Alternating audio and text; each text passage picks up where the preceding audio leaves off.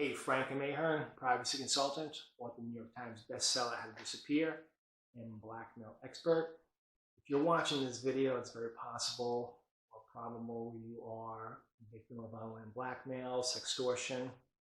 And if that is the case, this is the most important video you're going to watch about blackmail. Because I'm going to talk about some very important items like how to protect yourself, how to go private online, what to think about when you're hiring a company to assist you in your blackmail needs, and what blackmail help actually is. So don't turn away, just take some time and listen to what I have to say.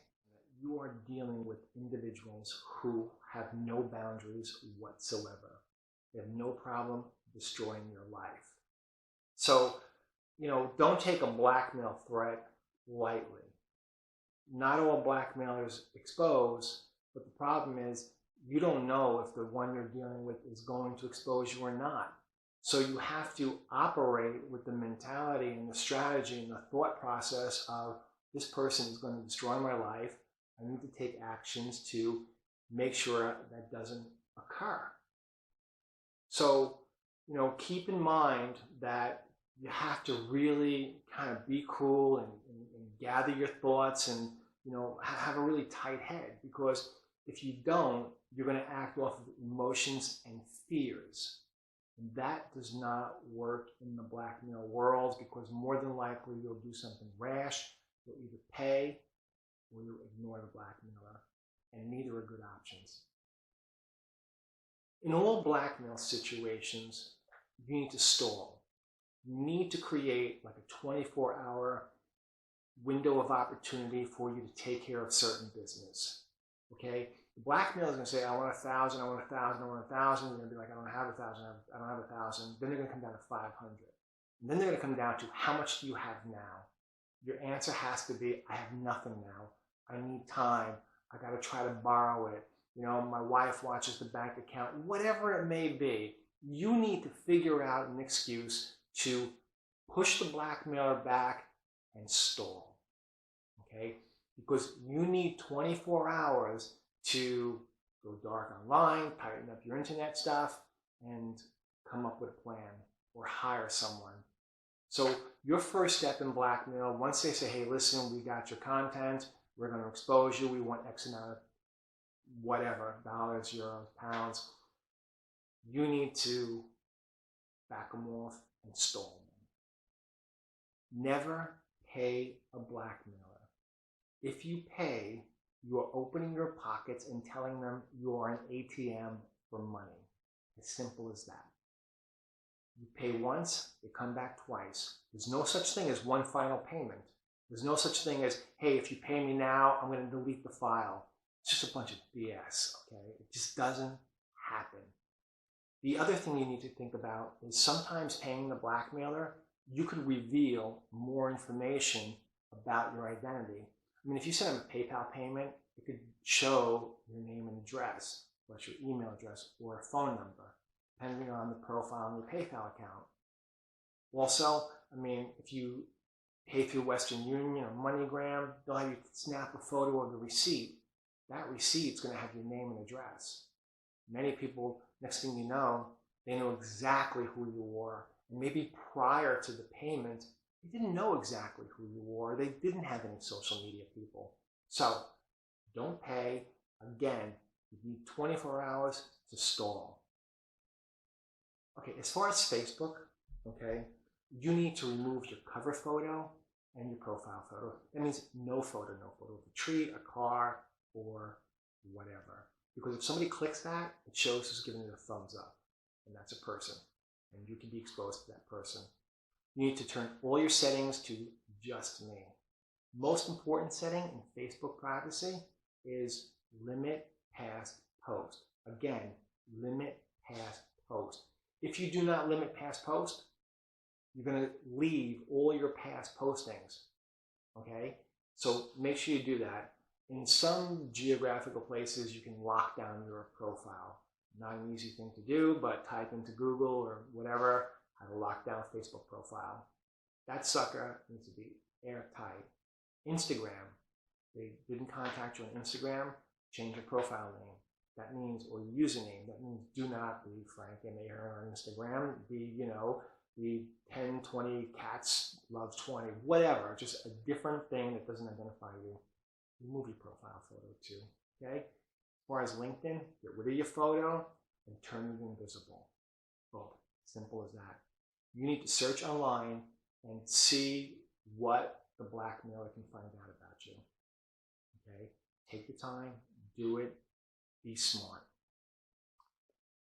Now, one thing to consider, if you are chatting and communicating with the blackmailer, like on Facebook Messenger or Instagram, you got to be careful about shutting that sucker down because you need to maintain the communications. You can't ignore them or block them. Okay, if you ignore a blackmailer or you block a blackmailer, they're probably going to expose you. Simple as that. The communications, okay, contains the blackmail between you and them. It doesn't force them to go to somebody else to try to get in touch with you. So, hey, do not block a blackmailer. What does the blackmailer know about you? Write a list, okay? Do they have your social media? Do they know your spouse, your employment, your friends? Did they pull a database report and list all these names and phone numbers and addresses? And, what exactly do they know about you? Because that is all vulnerable information. Now, depending on the blackmail or the blackmailer, the situation you're in, sometimes they don't know anything. But what they'll say is, we know your spouse. We're going to expose you to your spouse. We're going to expose you to your job. The question is, did they say your spouse's name? If not, it's very possible they don't know. Did they say your employment, ABC company? If not, there's the possibility they don't know. Okay? So keep that in mind. Did they state it or not? Okay, this information will help you start tightening your stuff up online and seeing what's vulnerable and the possibilities of the places or people the blackmail person, rat dog, can go after you with.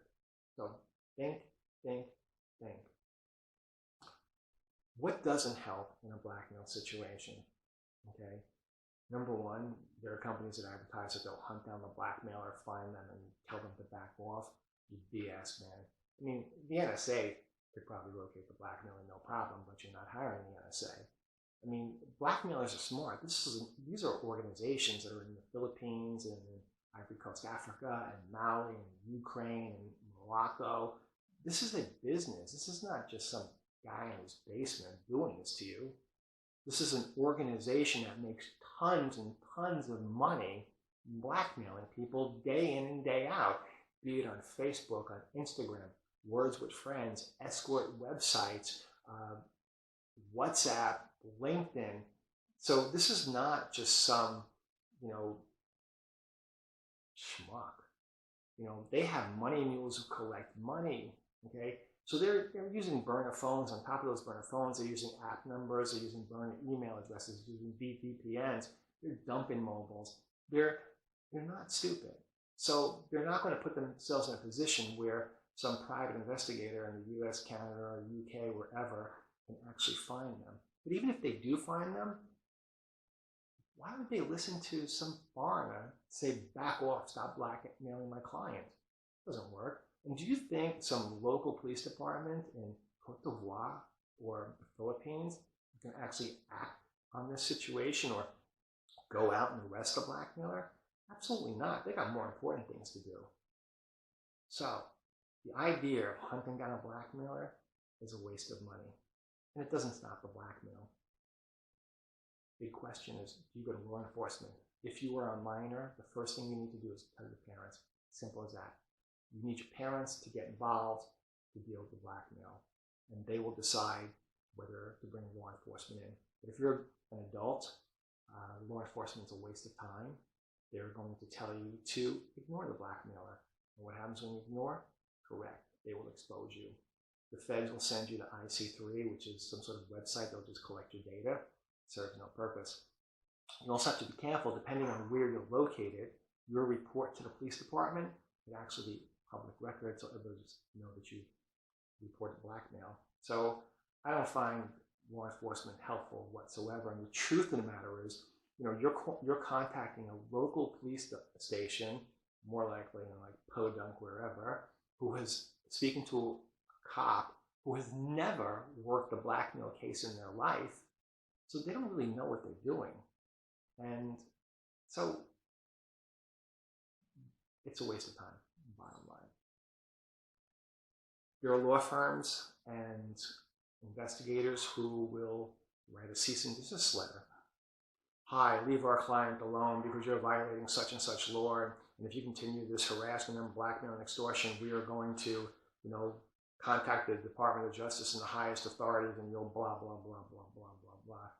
Why would a blackmailer in a foreign country give a damn about that? You know what the answer is? They don't.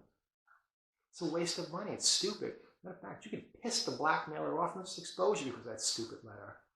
It serves no purpose. Your job is to protect your identity, prevent exposure, and get rid of the blackmailer. Not do these stupid things.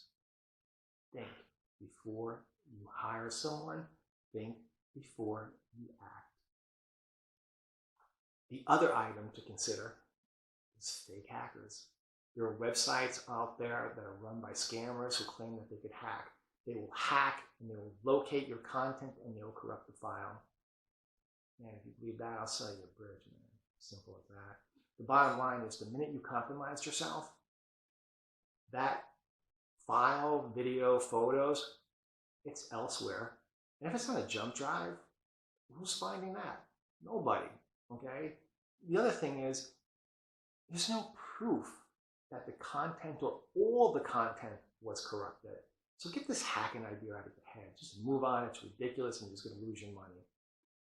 If you plan to hire a company to help you out, you need to ask yourself, what is your help? I mean, what is help in blackmail? I know you're thinking, company is going to make sure I don't get exposed. Well, that's part of it, okay? It's not the whole package. The idea of avoiding exposure is a very immediate response. It's a knee-jerk to a degree, because you need to think about blackmail as long-term, okay? Because these blackmailers, no matter what you do, whether you get away from them or whatnot, and they don't expose you, they're coming back. There's no reason for them not to. I mean, for their perspective, they might as well just ask and demand and harass you because it's a numbers game. You just might send money. Focusing on preventing exposure is a limited approach. It's myopic because the blackmailer knows who you are. And combating blackmail is about protecting your identity. You gotta remember, you have put yourself in a position where people know things and have things on you. Now, they may know your spouse and have your spouse's Facebook page. So they might bypass you, contact your spouse, and threaten to expose you to her employment, or his employment, or his family, or her family. I've seen situations where blackmailers just totally bypassed the victim, contacted his daughter at university, and said, we have photos of your father, and we're going to expose him to your sorority. This person, and this person. Blackmail is not solely about you. It's about the people you involved by by doing this on Facebook, by doing this on Instagram, by giving the blackmailer your real number and they identified you and your family that way. Blackmail is not solely about you. It's about the family, your friends, and your employment. There are 3 things to consider in blackmail. Protect your identity, prevent exposure, and get rid of the blackmailers. Now, what does that mean? Protect your identity. You need to manipulate the blackmailer into thinking you're somebody else, okay? And that is done or accomplished by creating some fake online information and creating, disinformation about you. Because when this is all done with, you don't want the blackmailers to come back to you. You'd like them to come back to a fake entity. And if you do this properly, what happens is it'll prevent exposure to your real friends and family because, you can provide them with fake friends and family if you're smart. And then you can get rid of the blackmailer. Once they kind of fade away and they do come back in 3 months, they're coming back to all fake information. And that's my expertise. My expertise is creating fake information, disinformation, and convincing the blackmailer this is who you are. And that will contain any threats or any potential exposure. So again, protect your identity, prevent exposure, and get rid of the blackmailer. Those are the 3 things to think about when you're thinking about help. Now you have to be really, really careful because you're in a very vulnerable position right now. And what will happen is you'll contact companies and they will be very aggressive with you and they will sell you the doom and gloom of blackmail. Okay, that you're 99% going to get exposed, or you need to do this now, or boom, boom, boom, boom. Don't just buy into the package. Take your time, back them off a little bit, and think what works for you. That's what's most important. You need to figure out what the solution is with all the information that's out there. And my name is Frank Ahearn. If you need help, I can help you. But again, just be cool and don't jump into the first idea of combating blackmail. Think about it. Is this the thing that's going to help me? Is this the thing that's going to protect my family? Is this the thing that's going to protect my job? Because at the end of the day, your family and your job are the 2 most important things. So good luck, be safe.